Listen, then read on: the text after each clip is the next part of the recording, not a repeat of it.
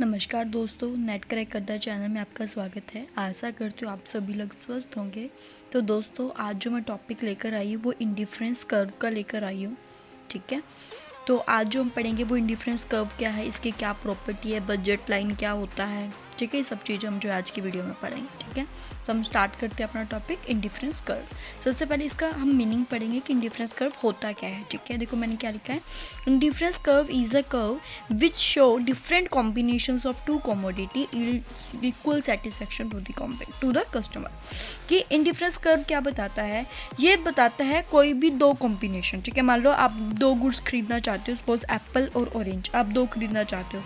आप कितना एप्पल खरीदोगे, कितना ऑरेंज खरीदोगे, उनका कॉम्बिनेशन बनाइए। जैसे कि एक एप्पल दो ऑरेंज, या फिर दो एप्पल तीन ऑरेंज, मतलब कि ऐसे कॉम्बिनेशंस बनाएगा जो कस्टमर को उसकी सेटिस्फेक्शन जो है वो प्रोवाइड करवाएगा। कस्टमर उसको परचेज करके मतलब वो सेटिस्फाई हो जाएगा। ठीक है, दूसरा पॉइंट क्या है, it means all the points located on the indifference curve represent such combination of two commodities as yielding equal satisfaction of the customer. कि जो भी हम पॉइंट जो इंडिफरेंस कर्व पे जो भी पॉइंट होंगे, ठीक है, जैसे 1 4 1 एप्पल 4 ऑरेंज, ऐसे ही जितने भी हम पॉइंट्स बनाएंगे, जितने भी हम उनको रिप्रेजेंट करेंगे, वो हमें क्या बताता है, इक्वल सेटिस्फेक्शन, कि कस्टमर इस कॉम्बिनेशन से सेटिस्फाई है। ठीक है, next is assumptions of indifference curve. कि जब हम इंडिफरेंस कर्व के बारे में पढ़ते हैं तो क्या क्या हम एज्यूम करते हैं। First is rational consumer. देखो हमें पता है कि कस्टमर आज के टाइम पे बहुत ज़्यादा समझदार है।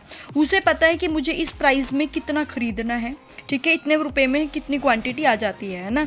तो क्या कस्टमर बहुत ज़्यादा समझदार है, उसको हर तरह की नॉलेज है। ठीक है, नेक्स्ट इज ऑर्डिनल यूटिलिटी। देखो मैंने आपको कल ही बताया था कि हम दो तरह की यूटिलिटी होती है, कार्डिनल और ऑर्डिनल। ठीक है, कार्डिनल में हम नंबर्स की फॉर्म में देखते हैं यूटिलिटी, और ऑर्डिनल में हम किसके उसमें देखते हैं, रैंक्स के थ्रू। तो इंडिफरेंस कर्व किसके अंदर आता है, हमारे ordinal utility. It is based on the assumptions of ordinal utility. ठीक है, ये कौन से एजम्पशंस के ऊपर बेस है, हमारी ऑर्डिनल यूटिलिटी के ऊपर। ठीक है, next is your diminishing marginal rate of substitution. Next है इसके अंदर assumptions diminishing marginal rate of substitution. कि इसके अंदर क्या है, देखो कल तो हमने पढ़ा था डिमिनिशिंग मार्जिनल यूटिलिटी, है ना। आज जो हम पढ़ते हैं वो diminishing marginal rate of substitution क्या होता है। कि भी जैसे जैसे आप एक करोगे तो उसका जो सब्स्टिट्यूट है वो कम होता जाएगा। वो कैसे होगा वो मैं आपको आगे समझाऊंगी। ठीक है, कि किस तरह से होता है वो मैं आपको डीपली आगे पढ़ाऊंगी। ठीक है, ये आपने याद रखना कि diminishing marginal rate of substitution भी इसका क्या है, एग्जेप्शन है। Next is non सेटाइटी। नॉन सेटाइटी का मतलब ये है कि हमें पता है, देखो कस्टमर को चाहे जितना मर्जी आप वो कर दो, लेकिन ऐसा कोई ना कोई पॉइंट रह जाएगा कि जिससे वो सेटिस्फाई नहीं रहेगा। ठीक है, उसके मन में इच्छा रहेगी कि अब मैं ये लूँ तो मैं और क्वांटिटी लूँ। मतलब कि क्या है, कस्टमर कभी भी सेटिस्फाई नहीं हो सकता। इनका कहने का मतलब ये है, the customer does not reach the level, कि कस्टमर कभी भी एक सेटिस्फेक्शन के लेवल पर नहीं पहुँच सकता। कंज्यूमर ऑल्सो प्रेफर मोर क्वान्टिटी। कस्टमर को और कुछ चाहिएगा कि मेरे को और इससे बेहतर मिले, और अच्छा मिले। ठीक है, तो वो और की तलाश में घूमता रहता है। ठीक है, तो ये सब क्या है, इसकी एजम्पशंस हैं। नेक्स्ट हम पढ़ते हैं प्रॉपर्टीज ऑफ इंडिफरेंस कर्व। कि इंडिफरेंस कर्व की क्या क्या, indifference curve slope generally downward. कि इंडिफरेंस कर्व का स्लोप कैसा, देखो डाउनवर्ड है। ये थोड़ा मेरे को गलत बन गया था यहाँ पे। इंडिफरेंस कर्व का स्लोप क्या है, डाउनवर्ड, नीचे की ओर है। और क्या है, convex to the point of origin. जैसे हमारा ओरिजिन पॉइंट है, इससे क्या होगा, बिल्कुल ही कन्वेक्स होगा। ठीक है, पहली प्रॉपर्टी क्या है कि ये डाउनवर्ड है। ठीक है, left to right. Next is convex to the point of origin, की क्या है, कन्वेक्स है। दूसरा, two indifference curve never touch each other. कि दो, जैसे मान लो ये भी इंडिफरेंस कर्व है, ये भी इंडिफरेंस कर्व है, ये दोनों कभी भी एक दूसरे को टच नहीं करेंगे। जैसे ये जाएगा तो ऐसे ऐसे उतना चल जाएगा, ये भी ऐसे जाएगा तो ऐसे ऐसे उतना चल जाएगा। मतलब कि ऐसा कोई भी पॉइंट नहीं होगा जहाँ पे टकराएंगे। ठीक है, तो दो इंडिफरेंस कर्व कभी भी एक दूसरे को छुएंगे नहीं। ठीक है, next is higher indifference curve indicate higher satisfaction. कि जितना इंडिफरेंस कर्व ज़्यादा होंगे उतनी ही सेटिस्फेक्शन दर्शाएगा। ठीक है, जैसे मान लो इसमें सबसे ज़्यादा सेटिस्फेक्शन कहाँ पे है, इस वाले पॉइंट पे। जैसे इंडिफरेंस कर्व यहाँ सा, फिर यहाँ आया, फिर अब यहाँ, बल्कि जितना बढ़ेगा और जितना ऊपर वाला होगा, जो सबसे टॉप पे होगा, वो क्या कहलाएगा कि हम कस्टमर जो है पूरा जो है वो सेटिस्फाई को शो करेगा। ठीक है, next is indifference curve never touch x axis और वाई एक्सिस, की कभी भी वो ना तो यहाँ पे टच करेगा और ना पे यहाँ, ना तो वो कभी वाई एक्सिस को ना ही कभी एक्स एक्सिस, मतलब कैसे चलेगा, तो ऐसा होता चल जाएगा, ना तो वो इधर टच करेगा ना इधर टच करेगा। Next is indifference curve need not be parallel to each, ऐसा नहीं है इंडिफरेंस कर्व पैरेलल हो, जैसे ये है तो इसी शेप में हो, नहीं वो कम ज़्यादा भी हो सकते हैं, ठीक है, वैसा नहीं है कि वो आपस में पैरेलल ही हो, ठीक है। आपने प्रॉपर्टीज़ को ध्यान रखना है, ठीक है।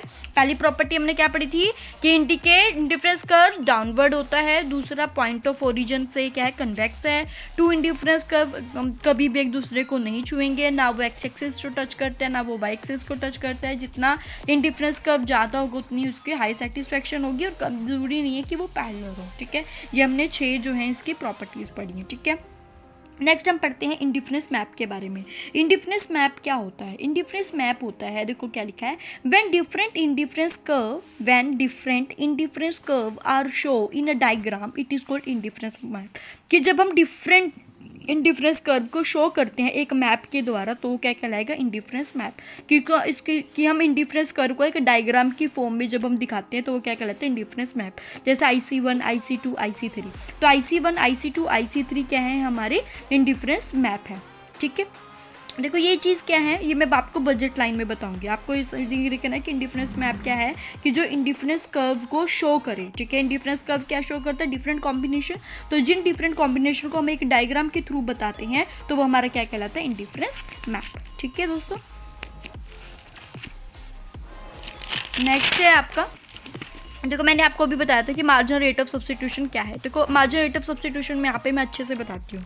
देखो मार्जिनल रेट ऑफ सब्स्टिट्यूशन क्या है, देखो सबसे पहले है constant marginal rate. Constant marginal rate of substitution कैसा, जैसे मान लो कॉम्बिनेशन बनाया मैंने ABCD, ए की कॉम्बिनेशन मतलब एक मैंने एप्पल ले लिया 10 मैंने ऑरेंज ले लिया, एक तो मेरा कॉम्बिनेशन ये बन गया। दूसरा कॉम्बिनेशन मैंने 2 एप्पल लिए 9 ऑरेंजेस लिए, ठीक है। C कॉम्बिनेशन है मेरा 3 एप्पल्स 8 ऑरेंजेस, ठीक है। D कॉम्बिनेशन मैंने बनाया है 4 और 7 का, कि 4 एप्पल 7 ऑरेंजेस। तो इसमें मार्जिनल रेट ऑफ सब्स्टिट्यूशन क्या है कि हम सब्स्टिट्यूट क्या रहेगा, देखो ऊपर तो कुछ नहीं है ना, देखो यहाँ पे क्या है 1 और 2, बल्कि 1 से 2 बल्कि माइनस करो तो क्या कितने का है 1, और 10 माइनस 9 1, बल्कि 1:1। 3 में भी 2 और 3, 9 और 8, 1 1 का है, 9 में से 8 गया 1, ठीक है। ऐसे 1 1 का है तो यहाँ पे क्या है कांस्टेंट है मार्जिनल रेट ऑफ सब्स्टिट्यूशन, ठीक है। अगर इंक्रीजिंग दिखाना है तो कैसे दिखाएंगे, जैसे 1 Apple 10 oranges, 2 Apple 9 oranges, 3 Apple 7 oranges, 4 Apple 4 oranges, ठीक है। तो यहाँ पे देखो क्या इंक्रीज है, जैसे यहाँ पे तो 1 1 1 का रहेगा 1 1, यहाँ पे 1 1 का गैप है, यहाँ पे तो 1 ही रहेगा, ठीक है। यहाँ पे देखो यहाँ पे भी 1 रहेगा, 10 में से 9 गया 1, 9 में 7 गया 2, 7 में से 4 गया 3। देखो यहाँ पे क्या हो रहा है, जो हमारा मार्जिनल रेट ऑफ सब्स्टिट्यूशन है वो इंक्रीज हो रहा है, तो इसको हम क्या बोलेंगे increasing marginal rate of substitution, ठीक है। मैंने शॉर्ट फॉर्म में MRS ली। नेक्स्ट है आपका diminishing marginal rate of substitution. Diminishing क्या है कि वो कम होता जा रहा है, जैसे 1 2 3 4 10 7 5 4 ऐसे कॉम्बिनेशन बनाए, देखो 10 में से 7 3, 7 is 5 2, 5 में से 4 1, मतलब कि क्या हो रहा है देखो यहाँ पे कम होता जा रहा है, तो उसको बोलते हैं diminishing marginal rate of substitution, कि उसका सब्स्टिट्यूट क्या हो रहा है अब कम होता जा रहा है, ठीक है। अब मैं आपको बताती हूँ बजट लाइन क्या होती है। बजट लाइन होती है combination of goods that can be affected with current income, कि बजट क्या है कि मेरे पास पैसा है, ठीक है, जो मैं लेना चाहती हूँ वो मेरी बजट में हो। बजट क्या है, वो मेरी इनकम के मुताबिक हो, जितना मेरे पास पैसा है उसके मुताबिक जो है वो प्रोडक्ट का प्राइस होना चाहिए, ठीक है। देखो इसके अंदर कैसे होता है, मान लो देखो ये होती है बजट लाइन, यहाँ पे क्या है मेरा प्राइस भी प्रोडक्ट का ठीक है और मेरी इनकम भी ठीक है, ठीक है। और अगर नीचे की तरह जैसे ये नीचे वाला है तो ये क्या है, मतलब कि प्रोडक्ट तो बल्कि मेरे पास इनकम है लेकिन ये घटिया क्वालिटी का प्रोडक्ट है, अब कस्टमर इसको खरीदना नहीं चाहता, ये हम इसको खरीदना नहीं चाहते क्योंकि ये बहुत ही घटिया क्वालिटी का है, ठीक है, हम इसके ऊपर नहीं खर्च करेंगे। नेक्स्ट आगे, अगर आगे चला जाता है, आगे शिफ्ट हो रहा है, मतलब कि क्या है कि हमारी औकात से बाहर है, कि हमारे पास इतना पैसा नहीं है हम उसको खरीद सकें, तो सबसे बेस्ट कॉम्बिनेशन क्या है यहाँ पे मेरी इनकम भी बढ़िया है और प्रोडक्ट का प्राइस भी बढ़िया है, तो ये होता है बजट लाइन, ठीक है। इसको कहते हैं बजट लाइन, जहाँ पे कस्टमर के पास पर्याप्त इनकम भी है, प्रोडक्ट का प्राइस भी ठीक है। अगर इनकम आगे की शिफ्ट हो रही है, मतलब बजट लाइन हमारे आगे की तरफ शिफ्ट हो रही है, मतलब कि क्या हो रहा है कि वो हमारी औकात से बाहर है। अगर अंदर की तरफ है मतलब कि वो घटिया क्वालिटी का प्रोडक्ट है, ठीक है। Next is shifting of budget line, कि बजट लाइन कब शिफ्ट होता है, चेंज इन इनकम। देखो हमारी इनकम के चेंज होने से बजट लाइन शिफ्ट होती है। देखो अगर मेरी इनकम ज़्यादा होगी ठीक है, तो मैं आगे की तरफ बढ़ जाऊंगी। अगर मेरी इनकम कम है तो मैं पीछे ही रहूँगी। देखो, with an increase in income the budget line will shift to the right, कि अगर इंक्रीज होगी तो मेरी बजट लाइन मान लो ये थी, तो यहाँ से यहाँ की तरफ आ जाएगी। ठीक है, अगर कम होगी तो मेरी बजट लाइन यहाँ से यहाँ हो जाएगी। ठीक है, तो कहते हैं इनकम की वजह से भी मेरी शिफ्ट हो जाती है। दूसरा, अब proportionate change in all price, अगर मान लो प्रोडक्ट के प्राइस के अंदर चेंजेस हो जाए, ठीक है, तो उसके उस टाइम पे भी हमारी जो बजट लाइन है वो शिफ्ट हो जाती है।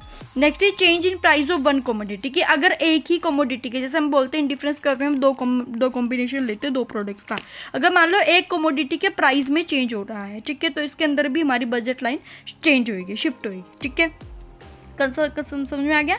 नेक्स्ट इज आपका कंज्यूमर का इक्विलिब्रियम क्या होगा इंडिफरेंस कर्व के अंदर। इंडिफरेंस कर्व के अंदर कंज्यूमर कहाँ इक्विलिब्रियम के अंदर होगा। देखो, consumer equilibrium refer to situation in which a consumer with give income and given price purchase such a combination, बल्कि क्या है, इनकम भी उसकी अच्छी है और प्रोडक्ट का प्राइस भी अच्छी है, तो वो उसके अकॉर्डिंग कॉम्बिनेशन बना देगा। ठीक है, और जो उसको सेटिस्फेक्शन देगा वो क्या कहलाएगा, कंज्यूमर इक्विलिब्रियम। हमने पढ़ा था ना कल भी, कंज्यूमर इक्विलिब्रियम क्या होता है कि कंज्यूमर के पास क्या है कि वो एक ऐसे पॉइंट पे पहुंच जाता है कि उसकी इनकम भी उससे मैच हो जाए और प्रोडक्ट का प्राइस भी हो, तो वो क्या कहलाता है, कंज्यूमर इक्विलिब्रियम। तो इसकी क्या क्या एग्जम्पशंस होती हैं कि कंज्यूमर इनकम कॉन्स्टेंट है, ठीक, कंज्यूमर की इनकम कॉन्स्टेंट, जैसे मान लो मेरे पास 1000 रुपये है तो वो 1000 ही रहेगा। ठीक है, consumer know the price of all, consumer को पता है कि प्रोडक्ट का प्राइस क्या है, उसको उसके बारे में नॉलेज है।